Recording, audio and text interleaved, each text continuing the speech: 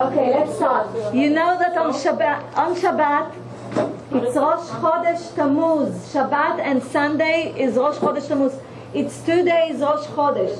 On Shabbat and on Sunday, I would like to remind you. I would like to remind you. Let's sit down and concentrate for a minute so I can start. I would like to remind you a few things.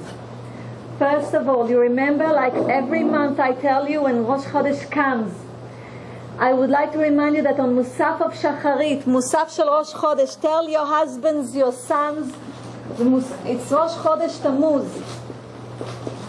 It's on Saturday morning, Shabbat Baboker, Saturday morning, and also Sunday morning. You have to concentrate. You remember not to say the words of the name of God from the 12 combinations of Yud Kei Vav Kei, the right combination for the month of Tammuz. It's very important. So you remember that I already told you that Bnei Sachar say, Chazal say, our sages say, why do the children of Israel daven and the prayers are not answered? So they daven and their prayers are not answered because they do not know the right combination of Hashem for that month. So for Tammuz, you have to know it's, I'm writing Kuf but I mean Hey, okay?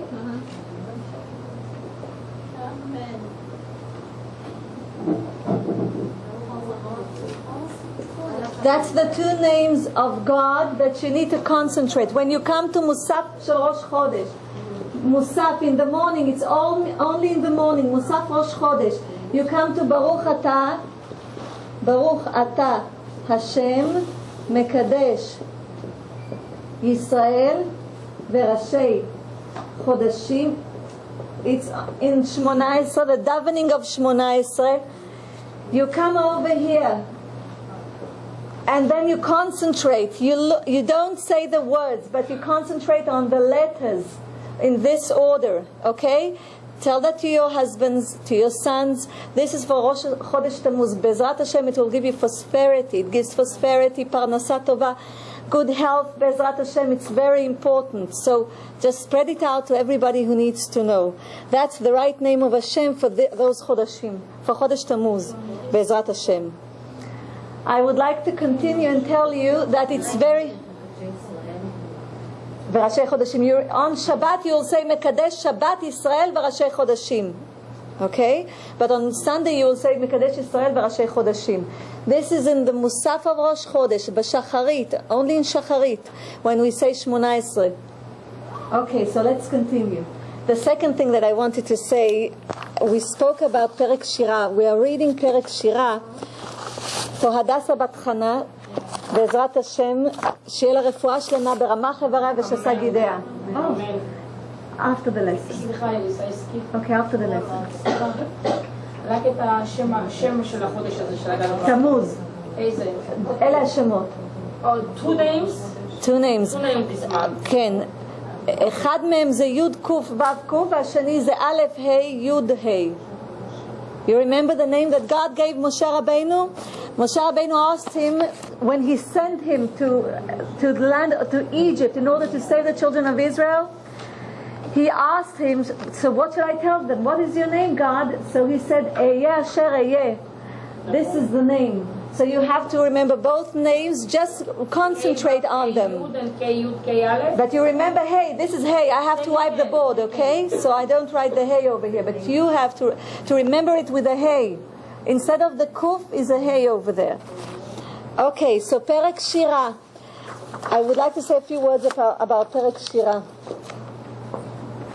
I would like to tell you, you know who Perek Shirah is considered and goes back to David HaMelech, King David, and Shlomo HaMelech. And who doesn't know what Perek Shirah is? Perek Shirah, I will give a few sentences about it, is a part of it is from Tehillim, part of it from the prophets. You'll see it's like a blessing that each one of the creatures in the world, every creation that God created in this world says thank you to Hashem.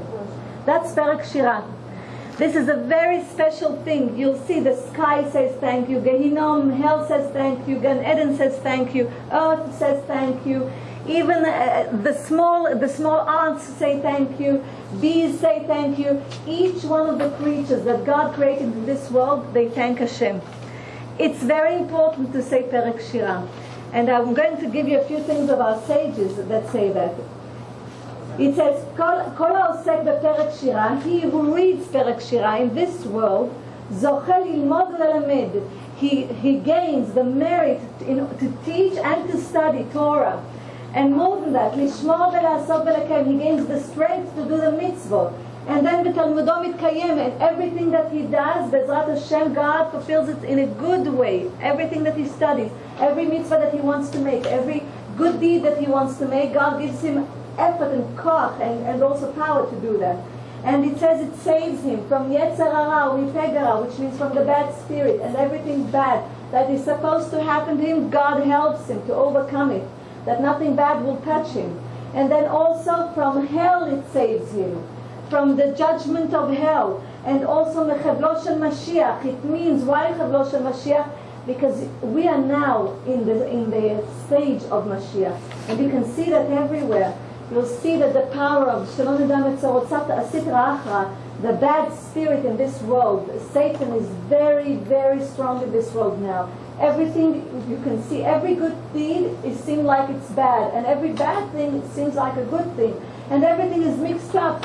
If you look at the TV, internet, everywhere you look, everything in the newspapers, you'll see that everything is upside down. This is really Chavlo Shel Mashiach. This is Mashiach times. So I would like to tell you, Mashiach can come, Bezrat Hashem, and everything can be good for us, not in bad judgment, but in good judgment. And Mashiach can come, God forbid, in bad judgment, which means it can be very hard for the children of Israel. I would like to tell you that everything that happens right now already happened in history, just before World War II, before the Holocaust. Everything, the same thing happened. It's not new, it's not something that is invented. Kol ma shaya ze ma sheyeh. King Solomon says everything repeats itself. So history repeats itself. Who needs to change? We need to change. Period. We are the ones who need to change in order that everything around us will change. Because God created the world for us, for the children of Israel. Why? Because He created them in order that they will study His precious Torah. That's why God created this world. And because we are called Rashid, the beginning, and the Torah is called the Rashid, the beginning, that's why we can change the face of the world today. With our good deeds, when we wake up, all the children of Israel. So it says that it even saves you Mechavlo Shel Mashiach, from the suffering of Mashiach, when the times of Mashiach comes. U'ma'arich Yamim, which means that you're going to have long life. And then Bezochel Yemot HaMashiach V'Chala Olam Ba. And you also gain the next, to be in Yemot HaMashiach, in the days of Mashiach, and to gain the next world, the true world, Bezrat Hashem. And then one of the Tanaim, you remember we studied about the Tanya, Rabbi Shimon Bar Yochai, and we studied about a few Tanaim, Rabbi Akiva, Rabbi Meir Baal HaNes, we speak about a few Tanaim in our lessons. So one of them is called Tanya, Rabbi Eliezer. And Rabbi Eliezer says that he is going to be responsible for every person that reads Perek Torah to speak very good about him when he comes to the next world. It's a promise because it's written by his name. So he says, I'm going to be written like this. Tanya Rabbi Elazar Omer, Kol ha'oseh bePerek Shira b'chol yom ma'id ani alav shu ben ha'olam haba. He's going to gain the next world, it says. And he will be saved for all the bad things that are on the way in this world and in the next world.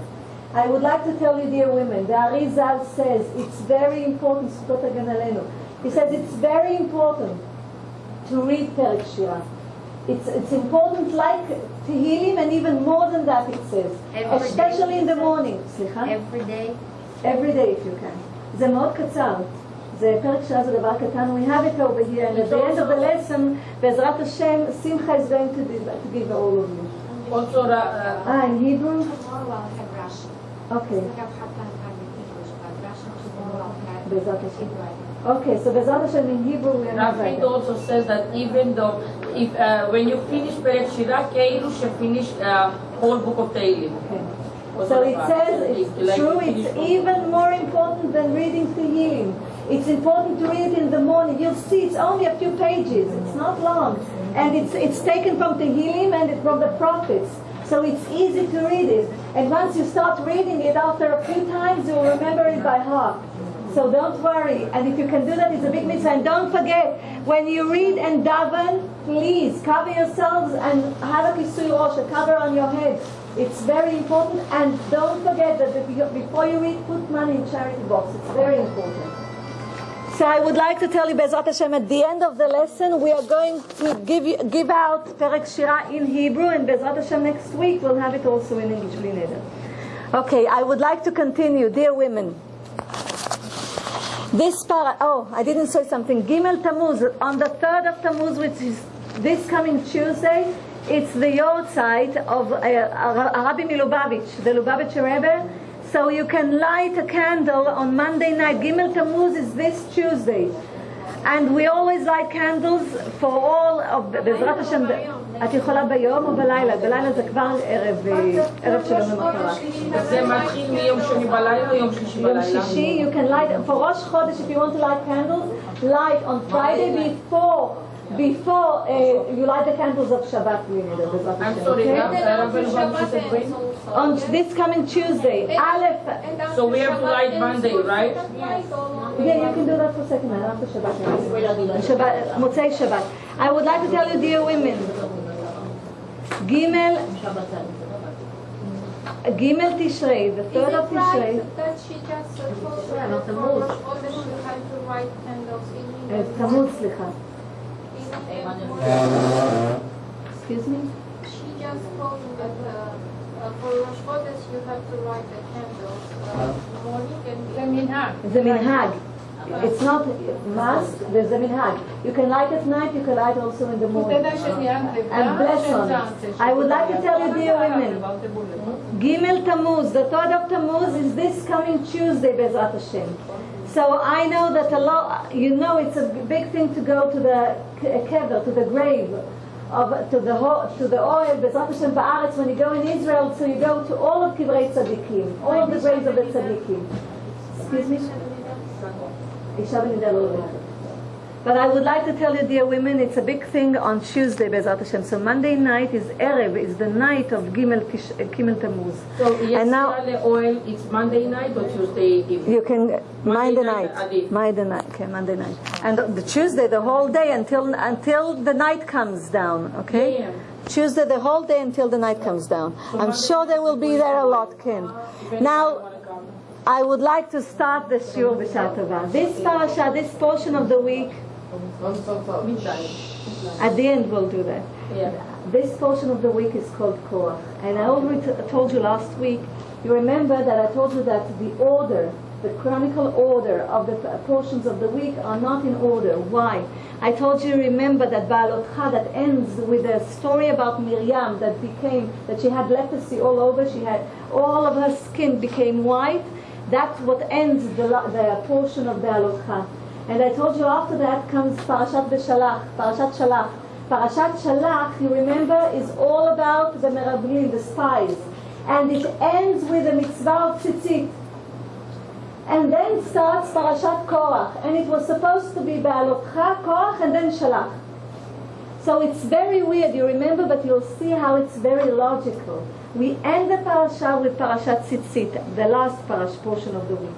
And now we start the portion of the week with Korach. Vayikach Korach, ben Yitzhar, ben Kehat, ben Levi. And the question is, what happened over here? We saw what happened to Miriam the Neviah, Miriam of the prophet. When she spoke badly, she didn't speak badly really about her brother. She was concerned she only mentioned, she was concerned about her brother. We saw what happened to the spies. And this is the 4th time that the children of Israel make a mistake. Look, this time Korach is a very respectful person. He comes from the tribe of Levi.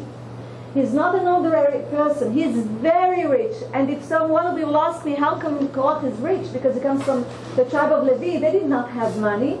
They were one that worshipped Hashem, worked in the Mishkan, in the holy tent. So where does his money come from? So it says that Yosef HaTzadik, the righteous Yosef, when he was in Egypt, he gathered 3 big boxes of money and silver and gold. And there were 3 matmonot, the Gemara says. And Korach found one of them. That's how he became very rich. So he had a lot of money. He was very respected. He was very smart. He was a Talmid Chacham, a very smart scholar, and he knew very well Torah. And Korach, it says, assembled a lot of people around him and caused the children of Israel to make a big machloket, a big disagreement with Moshe Rabbeinu and Aaron. And you cannot even, if you think about it, you'll say, how come such a big person will go against Moshe Rabbeinu and Aaron after he saw what happened? And he's so wise. Look what the Yetzer Hara does. It starts from jealousy. You remember we spoke for a few lessons. Korach stands for his name. Korach stands for Kin'ah. The Kuf in his name stands for Kin'ah, jealousy. Reish is Romemut. Romemut means a person who thinks highly of himself, that searches and seeks for a high position. And Chamdanut, greediness. Look at his name, Kuf Reish Chet. Each one of them stands. And you remember I told you בפרקי אבות, it's written, הקנאה, התאווה והכבוד מוציאים את האדם מן העולם, which means jealousy, honor and greediness take a person out of this world, because then he becomes a soldier of Satan, of Yetzer Hara. Because he's not free anymore, he becomes a slave to his feelings. Instead of becoming a slave to Hashem, he becomes a slave to his own feelings. So he's not free anymore. So it's written like this, Vayikach Korach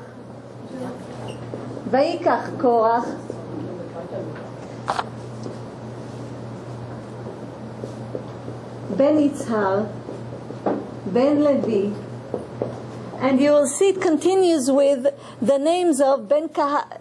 I didn't write Ben Kahat. Ben Kahat, Ben Levi. You will see that it ends over here, and the Mikra writes it like this. He is the son of Korach, is the son of Yitzhar, and he's the son of Kahat, and he's the son of Levi, and it was supposed to be over here the son of Yaakov. It goes back to Yaakov because Levi is the son of Yaakov, and it's not written in the Mikra.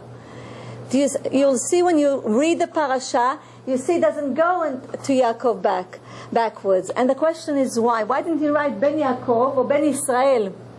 It's very weird. Why didn't he write that? So you remember when we studied Bereshit, the last portion of the week in Bereshit is Parashat Vayechi.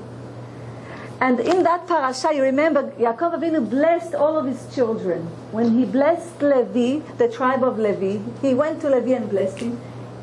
He says, Rashi says, when he blessed him, he said, Bekahalam al techad kvodi, which means I don't want my name to be mentioned with their disagreement. Yaakov Avinu already saw, he was a prophet, he already saw that. He knew that the tribe of Levi will stand up against Moshe Rabbeinu, against the only one who healed them and who helped them survive Mitzrayim, Egypt, and go out of Egypt. So Yaakov Avinu said, don't mention my name over there. And the question is why? And I will tell you why. There's a story. I'm going to give you a parable. The why is because it says that once there were two thieves, and they came in front of a judge.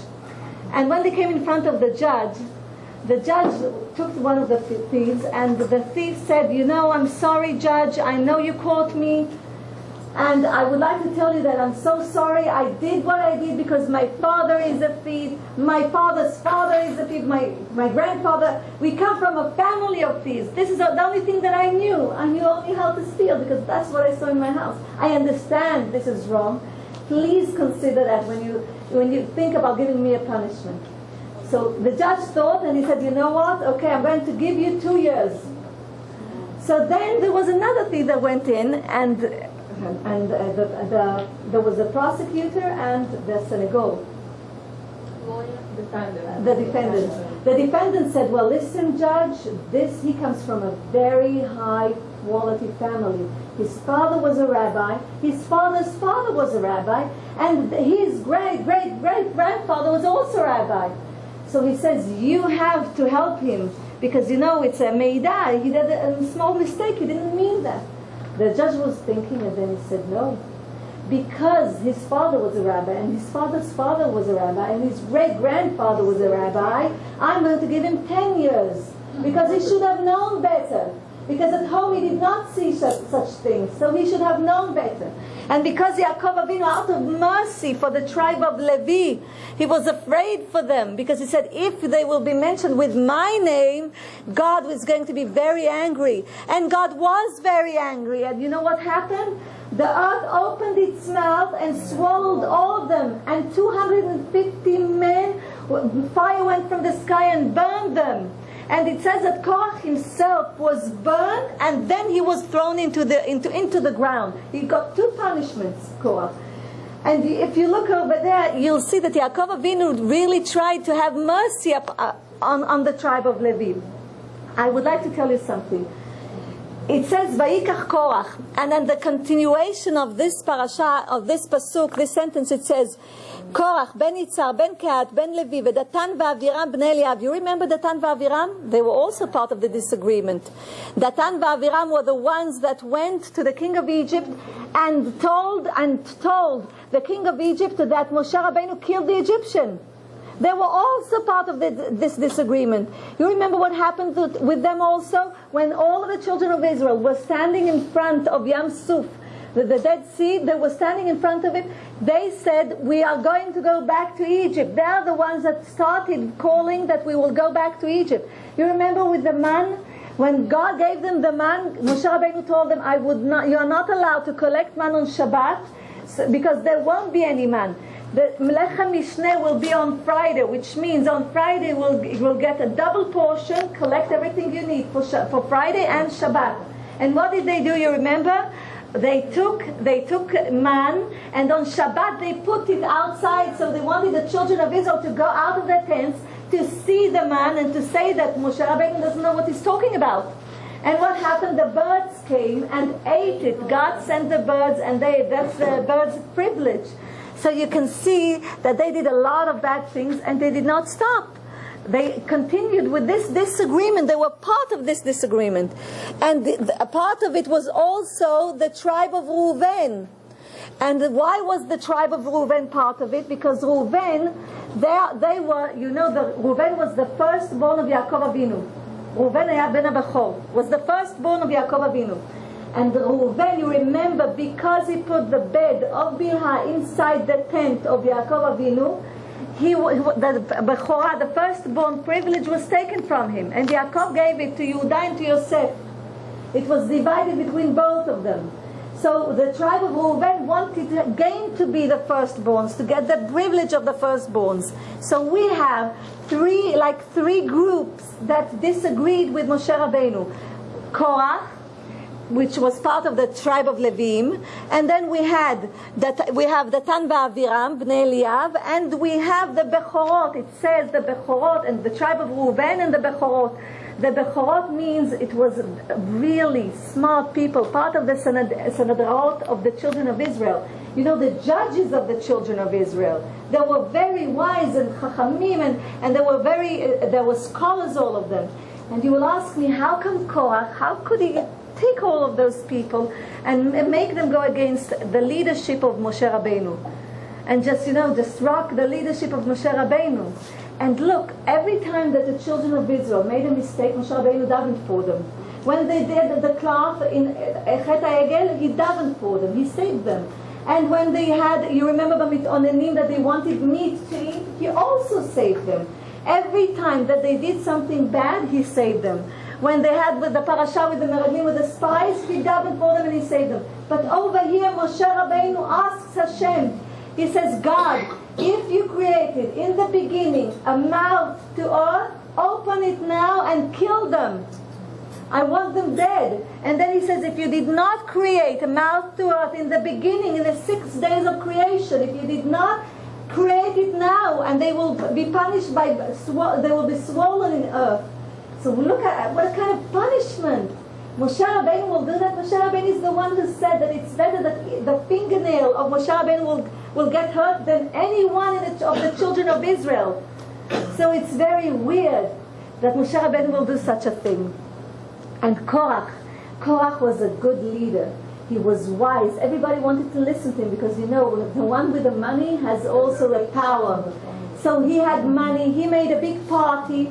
And before the party, he came back to his wife. And the Midrash says like this. He came to his wife and he didn't have any hair on him except for the peot. Mamlai said only the peot was there. And he did not have eyebrows, nothing. He was shaved all over his body. He was Korach. And all of the tribe of Levi were the same, they looked the same. It says that he was passing through the street, through the tents, and nobody recognized him. It's very weird to see a person totally without hair, only the thought. So his wife, he came back home and his wife said, wow, what happened to you? What did you do? So he says, listen, Moshe Rabbeinu said that Hashem said that in order that we will be prepared to work Hashem in the holy tent, we have to take off all of our hair. So he took off all of, he and Aaron, Moshe Rabbeinu and Aaron took all of our hair off. He shaved them. Only the things that was left, the peor. And then he says, you know what he did? Aaron took each one of the Levim, each one of the people in Shevet in the tribe of Levi, he took them up and then he waved them to four winds up and down like a lulav. And then Moshe Rabbeinu did the same thing. You know how strong they were? Think it was more than 22,000 people. Wow. Men. So he took them also, he took them, Moshe Rabbeinu, and he offered them to Aaron. Aaron the Kohen, Aaron the priest, offered them to Hashem. That's why he waved them to four, to Shishak Tzavot, to four winds and then up and down. To say that Hashem, I'm giving you the Levim that will serve you now. And then Moshe had to do that in order to say that they will serve the Kohanim, the priests. So that's why Moshe Rabbeinu did that. And then she said to him, his wife, it was very weird for her. And she said, what did he teach you? So he said, he told us about the mitzvah of tzitzit. That on each side of the tzitzit, one string should be light blue. His color should be light blue. So she said, really? You know what? Moshe Rabbeinu is laughing at you. He wants to be a king of the children of Israel. It's not from Hashem. All of you are holy. We all stood over there around the Har Sinai, mountain of Sinai. We all listened to what Hashem said. When Hashem said, Anochi Hashem Elokecha, we were there. We are all holy. All of the children of Israel are holy. So he says, but Moshe Rabbeinu also shaved himself. And Aaron, she said, yes. He shaved himself. He said, it doesn't matter, a little bit of dignity that I will take off myself, but I would like to make a show of all of the tribe of Levi. That's what his wife told him. And she said, you know what? I'm going to prepare for you and all of the 250 Bechorot, firstborns, and I'm going to prepare for all of you talitot, a talit that its color is light blue. And go to Moshe Rabbeinu and ask him questions about it, and I'll tell you the questions in a minute. And then she sends him over there, and Korach comes after he made a big party, and he gave them talitot, light blue, with the color light blue, and he comes to Moshe Rabbeinu and he tells him, Moshe, tell me, if we all have light blue talitot, do we have to put a tzitzit with one of the strings on each side that will be light blue? Moshe Rabbeinu said, yes, you have to, because that's what Hashem said. So he tells him, and tell me, he says, if I have the holy books, a lot of holy books, all the Torah in my house, do I need to put a mezuzah on the door? Moshe Rabbeinu said yes. So Korach told him, you mean that on the mezuzah there are only two portions. It's written on the mezuzah, Shema Yisrael, and then V'hayayim Shamot Ishmu. Only two things are written on the mezuzah. On the mezuzah itself, he says, but on the book of Torah, there are 275 portions. How come only two portions take out all of the books of Torah inside the house? So Moshe Rabbeinu said, because God said you have to put it on your doors. Do you understand? On your doors it has to be there, because it's written Shaddai on it, Shomer Daltot Israel. He who keeps the children of Israel. You have to put it on your door in order to remind yourself when you go into the house and you go out of the house, to remind yourself of Hashem with everything that you do. So he tried to laugh at Moshe Rabbeinu because he felt that he should be the leader. And it says, Rabbi Simcha Bunim Metashistcha says about it. It says, look how Satan works. Satan makes people blind. You cannot see. He makes you blind because it comes even from his name. Asamech Mem Milshon Mesameh. Mesameh in Hebrew means he makes you blind. You do not see anymore. Your soul does not see. Because a person wants to be a leader. He thinks that he is gaining. He should be something special towards the children of Israel, and he wanted to fulfill it. That's why he tried to do whatever he could in order to make the other tribes go after him. I would like to tell you something. It says in the Midrash, if you'll see over here, it says Vayikach. And Vayikach means he separated himself. But you can see, I already told you that he wasn't alone. There was a big group of people, an assembly of people with him. So why does the Mikra use Vayikach? He separated himself, and not they separated themselves. So it says, because each one of them truly wanted to be a leader for himself. Each one of them had, that thing that it's like Desire. It's like a desire that you feel that you should be, you're very important, you're smart, you have money, you should be a leader. You come from the tribe of Levi. Moshe Rabbeinu is also a Levi. Aaron was also from the tribe of Levi. He's Aaron a Kohen, but he's also the tribe of Levi. And there was another thing. Korach saw that in the future generations that will come out of him, you know who is going to come out of him? Shmuel Navi, Shmuel the prophet. Shmuel the prophet was considered like Moshe and Aaron together. He was so righteous that he was like the combination of Moshe and Aaron. So he said, if from my generations, from me, Shmuel Navi, Shmuel the prophet is supposed to go out of me, so I have to be, I'm supposed to be the leader. And it says over there, I would like to tell you, it says over there that he made a mistake. There are a few important things that I need to mention, and I will mention them now. So you'll see in Pirkei Avot in the Mishnah, it says like this. It says in the Mishnah, Kol machloket shi l'shem shamayim sofa litkayem, which means that every disagreement that is for the sake of heaven will be Be'ezrat Hashem, will come true, which means that it will have a good influence above people. And the disagreement that is for the sake of heaven is disagreement of Hillel v'Shammai. That's a disagreement for the sake of heaven, because they loved each other and they got married in between themselves. It means that they did, when we have a disagreement, we don't let our children marry the people that we have disagreement with them. Because we have anger. But Hillel and Shammai did not have any anger. They had a disagreement about the laws. And the laws of the Jewish people, Shammai was very tough with the laws. And Hillel was very soft, from the judge of kindness, from the part of kindness of Chesed.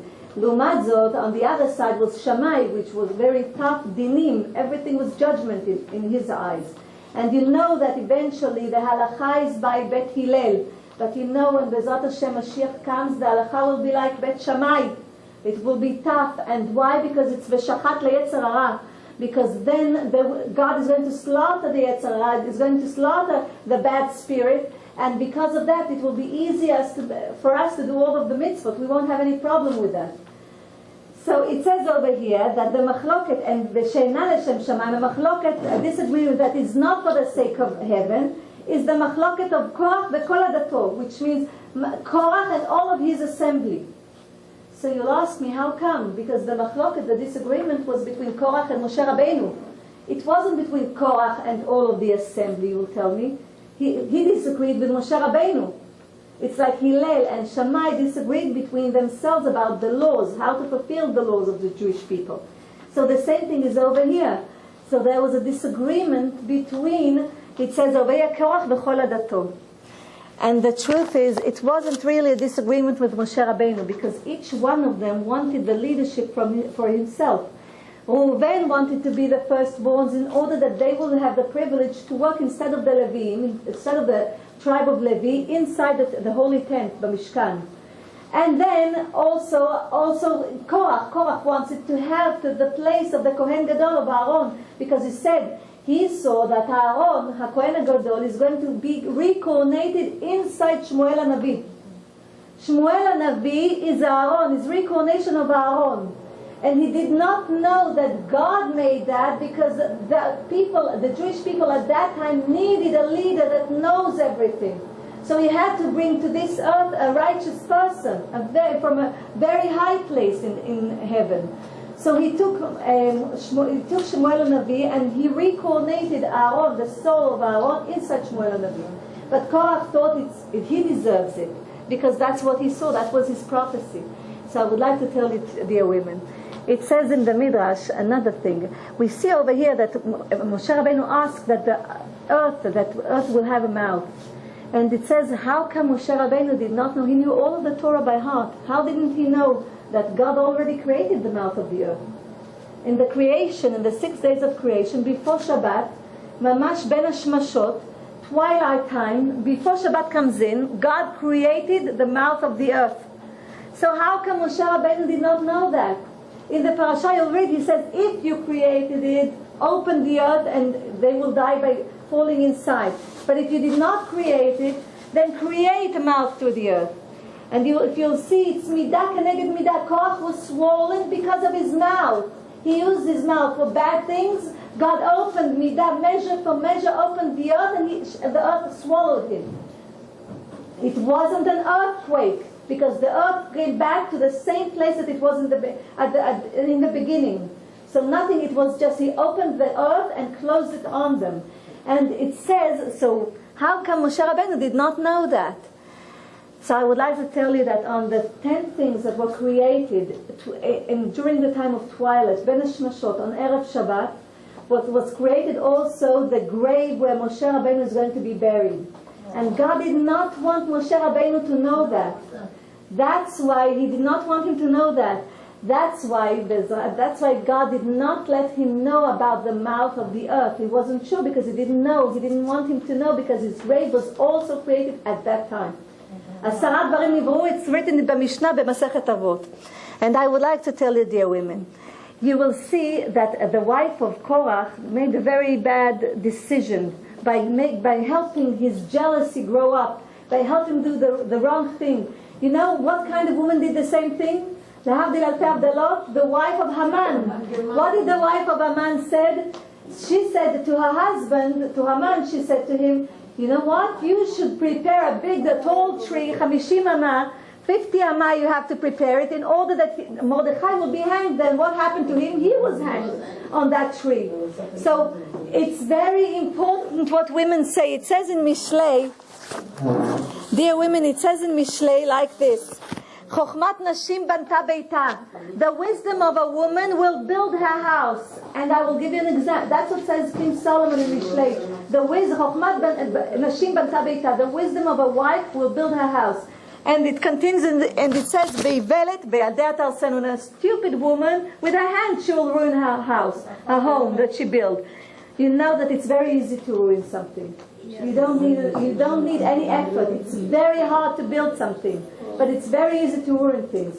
I will give you remember that I told you that part of the disagreement was on Ben Pelet. It's written over here, the on Ben Pelet, Bnei Reuven. One of the people that disagreed was on Ben Pelet. And I would like to tell you what his wife did. Look what his wife did. Amarti chokhmat nashim banta beita. The wisdom of a wife, of a woman, builds her house, her home. So it says that On Ben Pelet told everything also to his wife. He mentioned the disagreement between Korach and Moshe Rabbeinu and Aaron. And he said to his wife told him, listen, why are you part of this disagreement? You shouldn't be part of this disagreement. She said, what do you gain from it?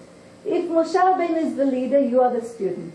And if Korach is the leader, you're also the student. Your position did not change. So she said, why are you part of this disagreement? He said, you know what, I didn't think about it. But now that you're mentioning it, you're right. But I promised him that I will be part of it and I will join him. So I can't go over my word. So she said, don't worry, leave it to me. You know, all of the crowd of the children of Israel are very, very holy.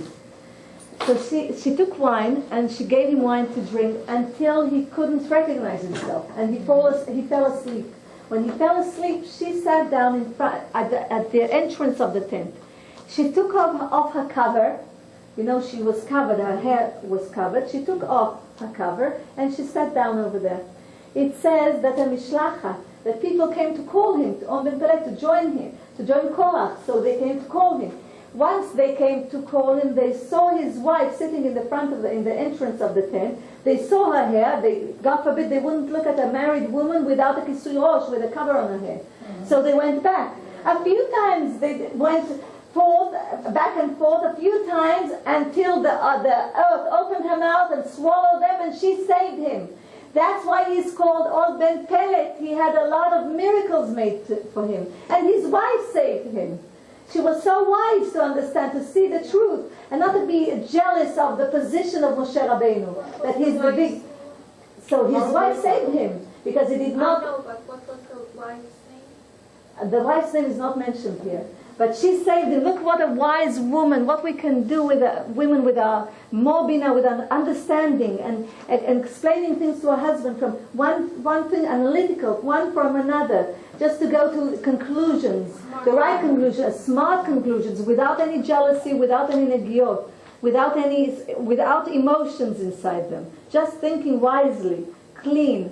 So you see what happened to them, and I would like to tell you, the whole story of Korach is part of reincarnation. And you will ask me how come. So the part of reincarnation is like this. Gilgul Neshamot. I would like to tell you, you will ask me, if On Ben Pelet, first of all I'll answer this question, if On Ben Pelet his wife was so wise, what happened that he went with Korach?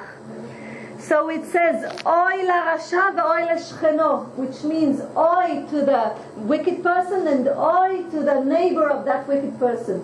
Because the energy, the energy influences you. When you sit next to a bad person, or you listen, or you go, God forbid your children go with bad people, bad friends, it influences the children. It influences also us. When you hear things, so it's very important. It says oy la rasha ve'oy l'shcheno, because kehat. I will speak about it, but in the next portion, when the tent. You remember I told you there were 3 camps. There was the camp of Shechina, where the holy tent was, and then there was the camp of Levim, of the tribe of Levi, that they were the ones that worked in the holy tent, and then there was the camp of the children of Israel. The Kehat, the part of Kehat from the tribe of Levi, which Korach was included in them. You see, Korach ben Yitzhar ben Kehat, his part was exactly the neighbors of Sheva, the tribe of Reuven. That's why Reuven, oy la rasha ve'oy l'shcheno, which means oy to the wicked person and oy to his neighbor. The neighbor was Reuven. The neighbor of Kehat, from which Korach is part of, was Reuven. So that's why Reuven joined. You understand what happens? Because truly the Bechorot did not mean anything bad. And if you look very carefully, the Lubavitch Rabbi said something very nice about it. If he says, why does this parasha, this portion of the week, is called after a wicked person like Korach? Right. He did such a bad thing. He made a disagreement between the children of Israel. And this disagreed with the leadership of Moshe Rabbeinu, which it's like disagreeing with the God. So how come the whole portion of this week is called Korach? So he says because of 2 things. One of them, we have to remember that what did Korach want? He wanted to be a Kohen. He wanted to be a high priest. Why? Because he wanted to work in Kodesh HaKodashim. He wanted to be near Hashem. He wanted to work he wanted so much to be near that he forgot where he comes from, and that God is the one that chooses the people. Not people. People do not choose themselves. God is the one who chooses the people. And the Midrash says that he was supposed to be a leader, but on the right time. But because he tried to make himself a leader before time he was buried in the ground. It says that until today, at the south, if you'll go at the south of Israel, called Midbar Sinai, it's not Israel anymore, but if you'll go over there, it says, the Midrash says in the Gemara, that one of the rabbis, one of the Tanaim, went with an Arab person, and he says, do you want to see Bluei Korach, which means the people who were swollen in the desert, they were swollen in the desert? So he says, yes. He says, come over here. There were 2 holes, he says. He took his sword, the Arab person, and put tzemer, a wall. He put wool on it, and then he dipped it a little bit in water, and he put it on one of the holes in the ground that was there. And he told the rabbi to listen. And he heard, Moshe emet v'torato emet v'anachnu badaim, which means Moshe is true, his Torah is true, and we are the liars. You can, and when he blew, they were swollen alive. I would like to tell you that they were not only swollen alive. That you can hear that? Yes, until today. Where is that place? אני לא יודעת להגיד לך מיקום מדויק, but it's until today. Listen very carefully. Not only they Careful with the apple because she can go and she can check those. Not only they were swollen, but everything that belonged to them was swollen. Even a needle that was at the end of the last tent in the children of Israel, and belonged, and it wasn't in their area. It wasn't in a different area. Even a needle was swollen. Everything they had was swollen. Every book that their name was written, their name was erased from the book. So their name was erased from everywhere. Look at the serious punishment of disagreement between the children of Israel. You know, I have to tell you something right now. You know, God forbid, shelo yafam Shoah, but in the Holocaust, nobody, all of the wicked people, all of our enemies did not look and distinguish if it's a religious Jew or non-religious Jew, or if it will be a Sephardic Jew or Ashkenazi Jew. There isn't any exactly. We are all Jews together. We are all one part. I told you we come from one soul. We see ourselves, I can see each and every one of you, but all of us are truly one soul. We are only nitzotzot, sparklings of that one soul, but we belong to each other. It's a big sin to disagree with each other. We belong to each other. So all of us are only one soul. So you see that the punishment was very harsh. I'm sorry. I don't know who has the Facebook, but I posted on the Facebook that the scientists prove that all Jewish people have one gene, same gene, all Jewish people. Yes. If you are friends on who has the Facebook, you can check that website. Because God took our souls. It's not a regular soul. Dear women, the Jewish soul is not a regular soul. It comes from under the throne of God. From there we come. So it's truly the children of Israel are the children of a king. God is the king. He's the creator. He's the owner of the vineyard. So we are his children. And I would like to tell you about the Gilgul reincarnation. It's very important, so I would like to speak about it. You remember, we'll go back to the beginning. And you remember Adam, the first man, had 2 children. What was their names? Cain and Hevel. 2 children they had. And it said Bereshit Rabbah that Hevel had a twin girl, twin sister. And it says Bereshit Rabbah that Cain was very jealous. He wanted to marry her. But Hevel also wanted her because there weren't any women over there. They were the only people on earth. So he also wanted to marry her. And Cain, out of his jealousy, came to him and killed him. That's what said. You see, only 2 people in the world, and already we have murder. Yeah, but a brother cannot marry a sister. It's not the same thing. זה לא אותו דבר.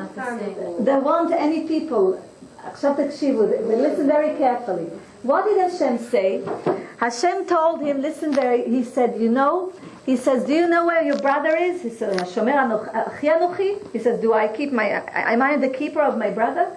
He says, Kol Dmei Achicha Olim Elai Min Ha'adama, which means the sound, the crying of your brother's blood comes to me from earth. Korach, what happened to Korach? He was buried alive in earth. This is midah keneged midah, measure for measure. because Korach was a Gilgul, a reincarnation of Cain. And Moshe is a reincarnation of Hevel. Now we'll do it together and I'll explain to you how Cain finished his fixing in this world. We'll do it together and you will see. I'll write it over here for a minute. You can copy with me so then you'll have time to listen. Okay? Hevel. I'll show it to you now. Okay. It's written Shivata. It's written when God you come Cain. When God decided a punishment for Cain, I'll explain. I know you're translating, but I'll explain in a minute. You remember God said that after the 7th generation, Cain is going to be killed by Lamech. So Cain was killed by Lamech. So it says in the Mikra, in Bereshit, it says, Shivatayim yukam Cain, which means after 7 generations, he is going to die. There's going to be a revenge. Yukam ilshon ekama, revenge. So if you look at this word, you will see, you won't understand then. Follow me. The Yud of Yukam, of revenge, the Yud is for Yitro, the Kuf is for Korach, and the Mem, you look over here, is for the Mitzri. Oh, okay. The Mitzri. So look very carefully. We're going to do it together.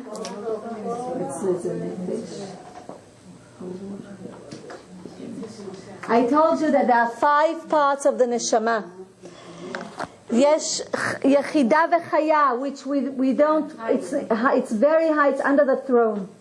There's the neshama, and then there's the ruach and nefesh. The neshama's place is over here in our head, keter, over here. The ruach, the part of the ruach of the part of this part of the neshama of our soul is in the heart. This is the ruach. And then the nefesh is in the blood. That's why it's called nefesh be'ematit, because flows in the blood, and the nefesh is the part that is connected totally to the body, and it wants to have all of the pleasures of this physical world. This is the nefesh. I told you when a baby is born, he has a nefesh. When we become bat mitzvah and bar mitzvah, we gain the ruach. And if we truly are tzaddikim at the age of 20, we gain also the neshama. It's a big protection, the neshama, if we gain it.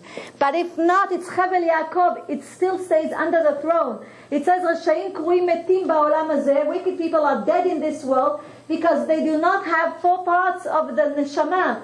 The ruach and the neshama go up under the throne. It's still connected, but it's not around that person. Only the nefesh is over there. So it's called that they are truly called like dead in this world. So look, I told you that Moshe Rabbeinu is a reincarnation of Hevel. Look at the name of Moshe. Amen. The mem for Moshe is for Moshe himself.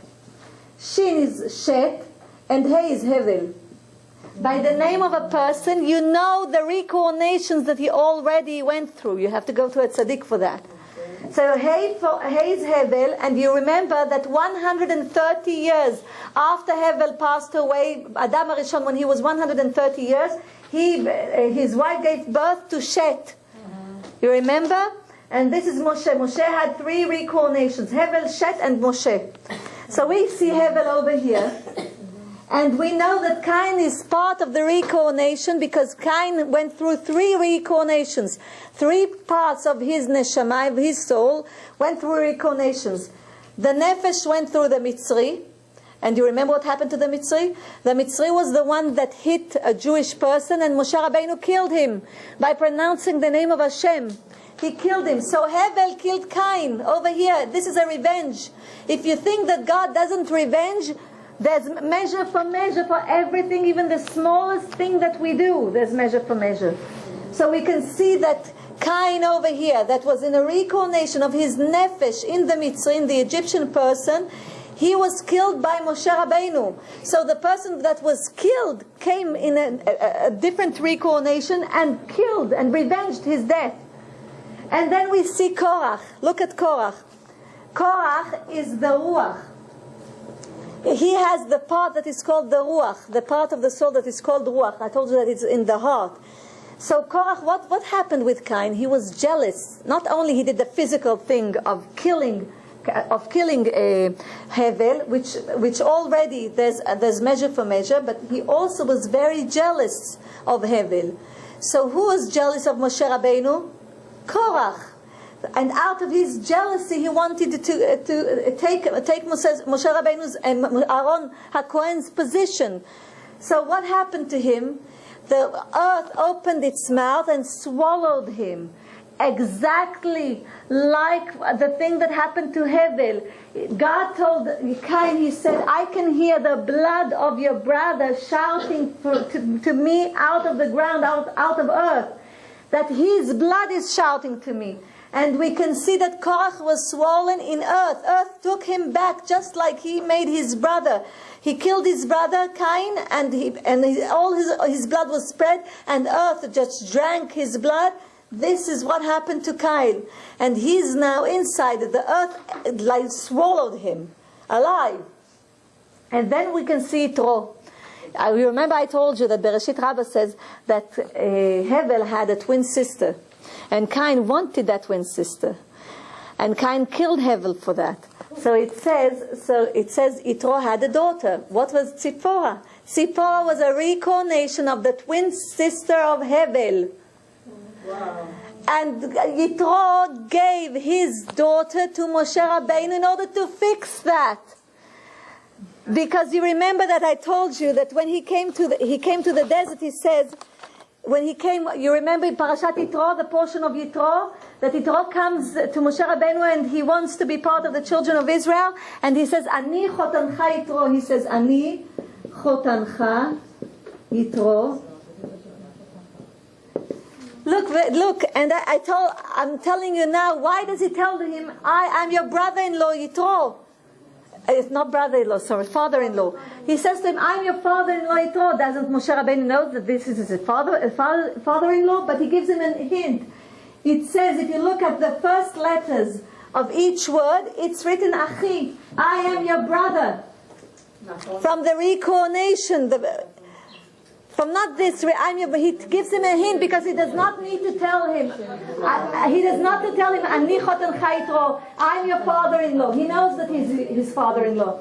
But God wants us to know, you see, because the Torah was written by Moshe, but Hashem told him what to write. It's not a human being. So the Torah is true because it's not a human being that wrote it. It's not a story that we read or perspection, or we read a medicine book. It's not the same thing. It had depths in it. You can go deep and learn at all the things that we have in this world. Science, everything that you want, we have in the Torah. Everything that you can think about is in the Torah. I would like to tell you, it's like, continents. We have 7 continents. But you know that scientists know already that it used to be only one continent. You know that. And we know that from Bereshit. We know that in Bereshit, in the beginning, when God created the world, He said all the water on one side and the ground should be on the other side. There was only one continent. We know that. We know everything is written in the Torah. This is a true book. It can only be separate. What Torah says that when it's separated in 7 pieces, and it was built. God created in one. So what Torah explains when and how? The Gemara says by the Torah that during the time it was separated to 7 pieces. It's written in the Gemara 250 years ago, wow. 2,500 years ago. 2,500 שנה קודם. The Gemara already says. Yes, it says everything. Bli neder, we'll touch it, but not now. I want to concentrate. So you can see over here. Harav Zamir Cohen, he made a book, Torah and Science. Yes, Torah Umada. Out of this world. He's comparing science to Torah. I would like to tell you, dear women, you can see over here how God does not forget anything. And by reincarnation, we are punished for everything that we did. So, Be'ezrat Hashem, I would like to tell you, I will finish today over here, because it's late, but I would like to tell you, Be'ezrat Hashem, that I would like to wish you and all of us and all the children of Israel that Be'ezrat Hashem Mashiach will come very soon.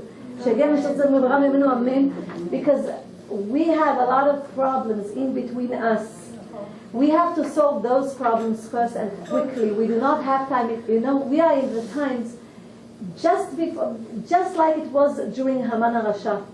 We are just in those times. The Holocaust wasn't even a generation from now, backwards. Not even a life of one generation. And history repeats itself.